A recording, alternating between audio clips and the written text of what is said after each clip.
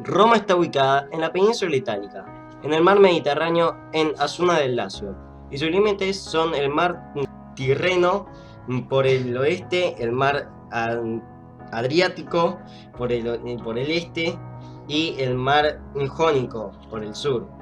Y las montañas que conforman el relieve de la península itálica son los Alpes al norte y los Apeninos que la recorren de norte a sur. Mito fundador Rómulo y Remo.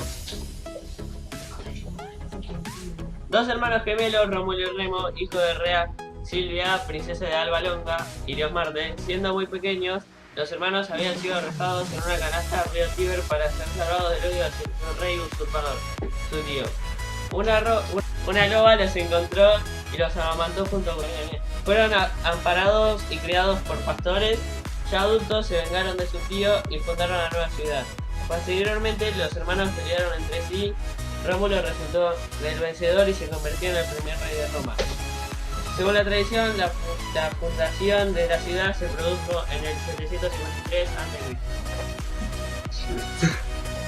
De monarquía a república. Los historiadores en la actualidad no tienen certeza sobre la duración de la monarquía. Se sabe que mantuvo vigente hasta los años 509 a.C. Los últimos monarcas permanecieron en una distancia extranjera. Los estrucos, que conquistaron la ciudad y la gobernaron hasta que fueron expulsados por los romanos. El último rey fue Tarquino el Soberbio, quien impuso un gobierno autoritario. Los patricios romanos organizaron una revolución para terminar con la dominación etrusca y su monarquía. De esta manera, Tarquino fue derrotado y se inauguró la República Romana. La sociedad romana. La sociedad romana estaba dividida en patricios, plebeyos y esclavos. Los patricios eran la clase dominante que poseía todos los privilegios, tanto fiscales como judiciales, políticos y también culturales. Eran descendientes de los padres fundadores de Roma, ocupaban cargos políticos, militares y religiosos. Agrupaban los gens, agrupación de familias patricias de los antepasados comunes. Protegían a los clientes, o sea, plebeyos. Los plebeyos eran el pueblo que no gozaba de todos los privilegios, pues eran libres pero no ciudadanos, excluidos de la vida política y religiosa. Eran campesinos, comerciantes y artesanos. Los esclavos no tenían. La economía romana. La economía romana en la antigua Roma se mantuvo concentrada en la agricultura y el comercio. El comercio agrícola libre cambió el panorama italiano y por el siglo I a.C.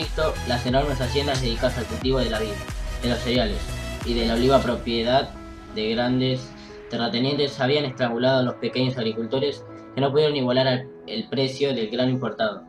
La anexión de Egipto, Sicilia y Cartago, actual Túnez, proporcionó un suministro continuo de cereales. A su vez, el aceite de oliva y el vino fueron las principales exportaciones de Italia. Ya por entonces se practicaba la rotación de dos hojas, pero la productividad agrícola en general fue baja, alrededor de 1 tonelada por hectárea. Imperio de Augusto. El régimen imperial fue creación de Augusto, Octavio. En Roma, un sistema de carácter monárquico, pero de apariencia republicana con el título de príncipe.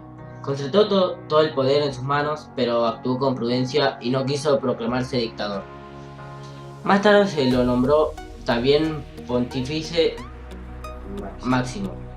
Esta importante suma de poderes en el aspecto civil descansaba sobre una autoridad limitada en cuestiones militares, con el título de imperator. Lo fue adjudicado el mando de todas las fuerzas de tierra y mar. Este título dio nombre al régimen que Augusto inauguró. Desde entonces se llamó imperio, a este sistema en el cual el imperator gobernaba sin restricciones.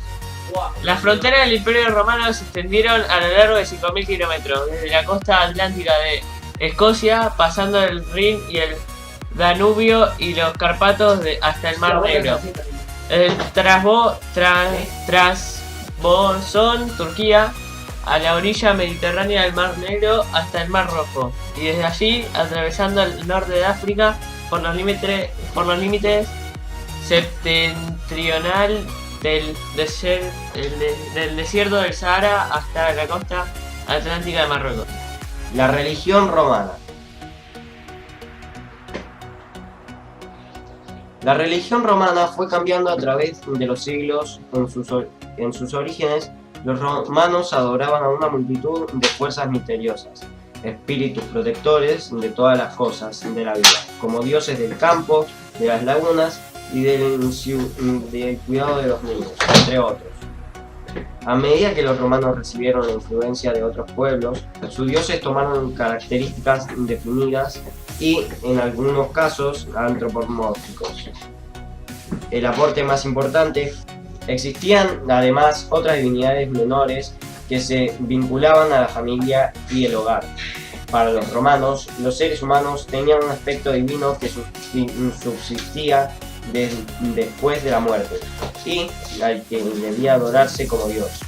Cuando una persona moría, se convertía en un milagro, un penate o un genio.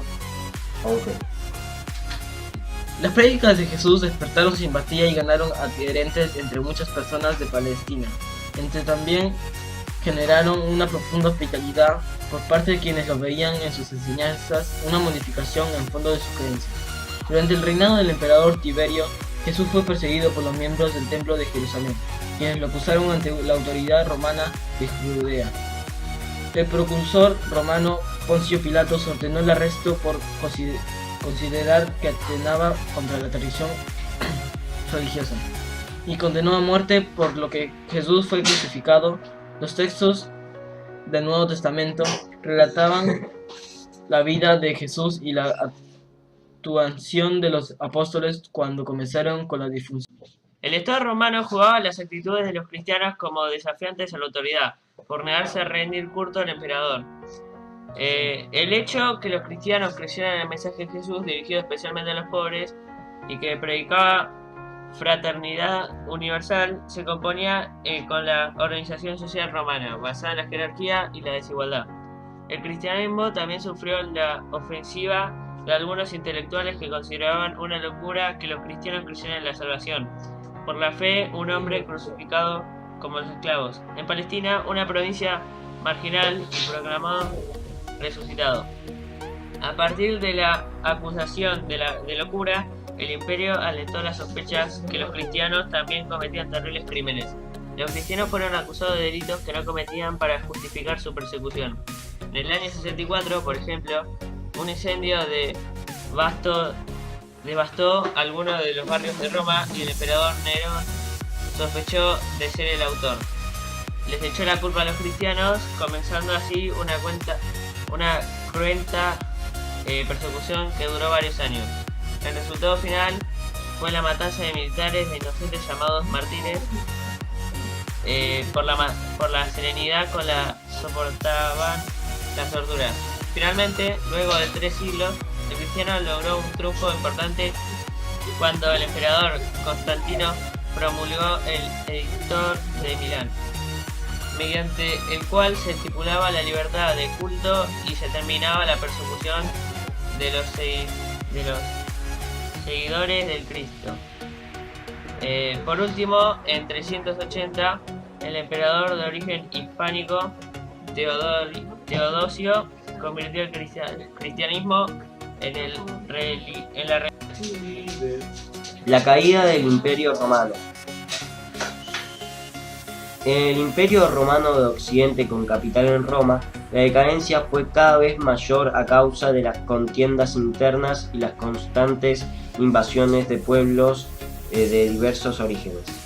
Ya a comienzos del siglo V, algunos hechos advertían sobre la decadencia romana.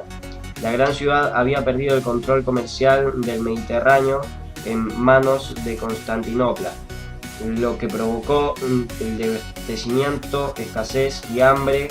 En esta crisis, algunos se declinaron al saqueo, el robo y el pillaje. Otros huyeron al campo en busca de seguridad perdida. A esto había que sumarle la agresión de los pueblos vecinos al imperio. sobre todo los germanos, que presionaban constantemente sobre las fronteras, invadiendo y ocupando los territorios más desprotegidos. Finalmente, en el año 476, Odoacro, jefe de los Herulos, pueblo de origen indoeuropeo, habitantes de las costas del mar Báltico, destituyó al emperador Rómulo Augusto y se hizo proclamar rey por su ejército. A partir de entonces, el imperio de Occidente se dividió en varios reinos, bajo el dominio de distintos pueblos germanos. Esta fecha ha sido considerada por los historiadores como el final de la Edad Antigua y el inicio de la Edad Media. La única institución sobreviviente a la caída del imperio fue la Iglesia Católica, que mantuvo la unidad religiosa en el espacio del territorio imperial, que aseguró la continuidad del latín como lengua oficial del culto y las clases gobernantes en todos los nuevos. El Imperio Romano del Oriente, o Imperio Bizantino, con capital de Constantinopla, subsistió durante 1000 años más, con los rasgos de la monarquía oriental. En él se conservó durante la Edad Media la tradicional cultura romana, transferida luego en Europa en los siglos de Renacimiento, con el griego como lengua común